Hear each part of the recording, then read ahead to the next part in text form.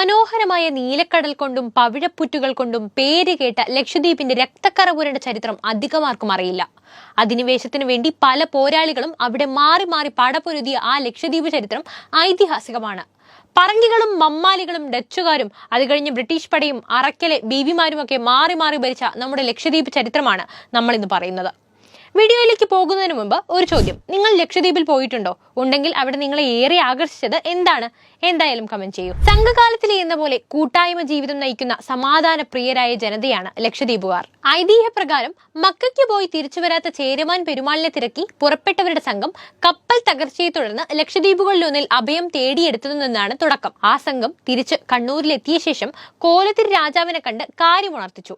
മനോഹരവും ഫലഭൂയിഷ്ടവുമായ പുതിയ കുറേ നാടുകൾ, തെങ്ങുകൃഷിക്ക് ഏറ്റവും പറ്റിയ കന്നിമണ്ണാണതെന്ന് അവർ പറഞ്ഞു ഫലിപ്പിച്ചപ്പോൾ താല്പര്യമുള്ള ആർക്കും അവിടെ പോയി ഇഷ്ടമുള്ള സ്ഥലത്ത് കൃഷി ചെയ്യാമെന്ന് രാജാവിന്റെ അനുവാദം വന്നു.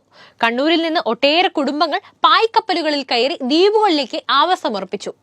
അമീനി, അന്ത്രോത്ത്, കൽപ്പേനി, കവരത്തി എന്നിവിടങ്ങളിലാണ് ആദ്യം പോയവർ ആവാസം ഉറപ്പിച്ചത്.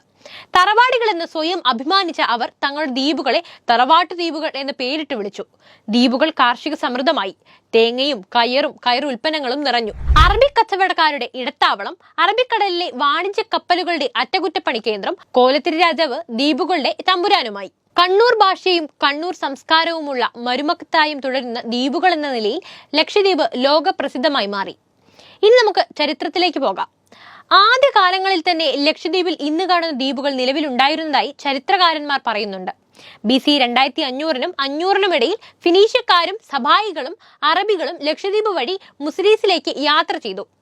BC 1500-ൽ ഉപയോഗിച്ച മൺപാത്രങ്ങൾ കൽപ്പേനിയിൽ നിന്ന് ലഭിച്ചിട്ടുണ്ട്.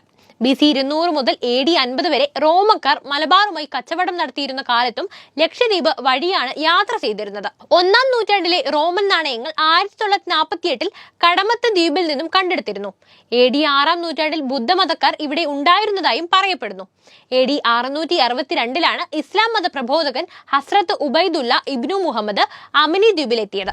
ആ വർഷം തന്നെ അദ്ദേഹം ആന്ത്രോത്ത്, കൽപ്പേനി, അമിനി, കവരത്തി എന്നീ ദ്വീപുകളിൽ ജുമാ മസ്ജിദുകൾക്ക് തറക്കല്ലിട്ടു. AD 985-ൽ രാജരാജ ചോള എന്ന ചോള രാജാവ് ദ്വീപുകൾ കീഴടക്കിയതായി തഞ്ചാവൂർ ലിഖിതങ്ങളിൽ കുറിച്ചിട്ടുമുണ്ട്. ഇതിനൊക്കെ ശേഷമാണ് മമ്മാലികളുടെ ഭരണം അങ്ങോട്ടേക്ക് എത്തുന്നത്. അതായത് ഇന്ത്യയെ കോളനിയാക്കാൻ പോർച്ചുഗീസുകാർ അഥവാ പറങ്കികൾ അറബിക്കടലിനെ ഒരു കാലത്ത് ചോരക്കടലാക്കിയിരുന്നു. കനത്ത പോരാട്ടങ്ങളാണ് ലക്ഷദ്വീപിനെ ചൊല്ലി അക്കാലത്ത് അരങ്ങേറിയത്. ദ്വീപിന്റെ ഭരണം കയ്യാളിയ മമ്മാലിക്കിടാവുകൾ അഥവാ അറക്കൽ ആലി രാജാക്കന്മാരുടെ ആഴിയിലെ ആധിപത്യം തകർക്കാൻ ചരിത്രത്തിലെ ഏറ്റവും കൊടിയ ക്രൂരതകൾ കാട്ടി. കോലത്തിരിയാണ് ലക്ഷദ്വീപ് രാജാവെങ്കിലും യഥാർത്ഥ ഭരണാധികാരി മമ്മാലിക്കിടാവുകളായിരുന്നു അഥവാ മമ്മാലി മരക്കാറായിരുന്നു. കോലത്തിരിയുടെ നാവികത്തലവൻ 5-ാം മമ്മാലി എന്നറിയപ്പെടുന്ന ആലിമൂസ മാലദ്വീപ് പിടിച്ചടക്കിയതോടെ കണ്ണൂർ നഗരത്തിന്റെ അധിപർ എന്നതിനൊപ്പം ആഴി രാജാവ് എന്ന പേരും പദവിയും കൂടി ചാർത്തി കിട്ടുന്നു. എന്നാൽ മാലദ്വീപ് പോർച്ചുഗീസ് ആധിപത്യത്തിലാണെന്ന് ആൽബുക്കർക്ക് പ്രഖ്യാപിച്ചതോടെ സിലോണിനടുത്തുള്ള കടലിൽ പറങ്കി കണ്ണൂർ യുദ്ധം പൊട്ടിപ്പുറപ്പെട്ടു. മമ്മാലി മരക്കാരുടെ നേതൃത്വത്തിൽ 1523-ൽ നടന്ന ആ യുദ്ധത്തിന്റെ അന്ത്യത്തിൽ കണ്ണൂരിലെ ബലഹസനെ കണ്ണൂർ കോട്ടയിൽ Portuguese viceroy Henrique de Menezes തൂക്കിക്കൊന്നു. പിന്നീട് കുറെ കാലം ക്ഷീണത്തിലായ അറക്കൽ ആലി രാജാമാർ 1660 കാലത്ത് ഡച്ചുകാർക്കൊപ്പം നിന്ന് പോർച്ചുഗീസുകാർക്കെതിരെ പൊരുതുകയും അവസാനം പോർച്ചുഗീസുകാരെ പരാജയപ്പെടുത്തുകയും ചെയ്തു. ഡച്ചുകാരാവട്ടെ കണ്ണൂർ കോട്ടയും കണ്ണൂർ ഭരണവും അറക്കലുകാർക്ക് കൈമാറി സ്ഥലം വിടുകയും ചെയ്തു. പിന്നീട് കാലങ്ങൾ കടന്നുപോയി. 1847-ൽ ആന്ത്രോത്ത്, കൽപ്പേനി ദ്വീപുകളിൽ വൻ വെള്ളപ്പൊക്കം ഉണ്ടായി. 549 പേർ മരിച്ചു. 744 വീടുകൾ തകർന്നു. ദുരിതാശ്വാസ പ്രവർത്തനം നടത്താൻ അറക്കൽ കുടുംബത്തിന് സാധിക്കാതെ വന്നു. ഇംഗ്ലീഷുകാർ ദ്വീപിൽ അറക്കൽ ബീവിക്ക് വേണ്ടി അരിയും സാധനങ്ങളും വിതരണം ചെയ്തു. കപ്പത്തിന് പുറമെ ദുരിതാശ്വാസത്തിന് ചെലവായ 9300 രൂപ അവർക്ക് കടമായി. പ്രളയത്തെ തുടർന്നുണ്ടായ കാർഷിക തകർച്ച കാരണം ബീവിക്ക് അവിടെ നിന്ന് വരുമാനം നിലച്ചു.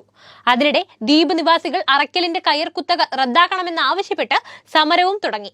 അതോടെ അവരെ കടക്കെണിയിലാക്കി പിടിച്ചടക്കുക, അതിന് നാട്ടുകാരുടെ സമ്മതി നേടുക എന്ന ബ്രിട്ടീഷ് തന്ത്രം പാടെ വിജയിച്ചു. പല നടപടികൾക്കൊടുവിൽ 1908 നവംബർ 15-ന് ലക്ഷദ്വീപുകളുടെ അധികാരമടക്കം രാജാധികാരങ്ങളെല്ലാം ബ്രിട്ടീഷ് ഇന്ത്യൻ ഭരണാധികാരികൾക്ക് വിട്ടുകൊടുക്കാൻ അറക്കൽ ആദിരാജ ഇമ്പിച്ചി ബീവി നിർബന്ധിതയായി. ദാരിദ്ര്യത്തിലായിരുന്ന ലക്ഷദ്വീപിൽ ജനങ്ങളെ ആധുനിക ജീവിതത്തിലേക്ക് ഉയർത്തിയത് സ്വാതന്ത്ര്യാനന്തരം സ്വീകരിച്ച നയങ്ങളിലൂടെയാണ്. ലക്ഷദ്വീപിലെ ഭരണം നൂറ്റാണ്ടുകളോളം കയ്യാളിയത് കണ്ണൂർ അറക്കൽ കെട്ടിൽ നിന്നാണ്. പിന്നീട് ബ്രിട്ടീഷുകാരുടെ അധീനതയിലായ ശേഷവും കുറെ കാലം കണ്ണൂരിൽ നിന്ന് ഭരണം തുടർന്നിരുന്നു. പിന്നീട് വടക്കൻ ദ്വീപുകൾ സൗത്ത് കനറ കളക്ടറുടെയും തെക്കൻ ദ്വീപുകൾ കോഴിക്കോട്ടെ മലബാർ കളക്ടറുടെയും അധീനതയിലായി. 1956 സംസ്ഥാന പുനഃസംഘടനയുടെ ഭാഗമായാണ് ലക്ഷദ്വീപ് മിനിക്കോയ് അമേനി എന്ന പേരിൽ കേന്ദ്രഭരണ പ്രദേശമായി രൂപവൽക്കരിച്ചത്. 1973 ലക്ഷദ്വീപ് എന്ന പൊതുപേര് നിലവിൽ വന്നു. ദ്വീപ് നിവാസികൾക്കല്ലാതെ ഭൂമിയിൽ അവകാശമില്ലെന്നും അവർക്കിടയിലുള്ള കൈമാറ്റം പോലും ഭരണകൂടത്തിന്റെ സമ്മതത്തോടെ പറ്റുകയുള്ളൂവെന്നും 1964 രാഷ്ട്രപതി വിജ്ഞാപനവും ചെയ്തു. ഇന്ന് ലക്ഷദ്വീപ് തികച്ചും ഒരു സമാധാന പ്രിയരുടെ ലോകമാണ്. അവർ സൽക്കാരപ്രിയരാണ്. സ്നേഹത്തിന്റെയും കരുണയുടെയും പ്രതീകമായ മനുഷ്യർ.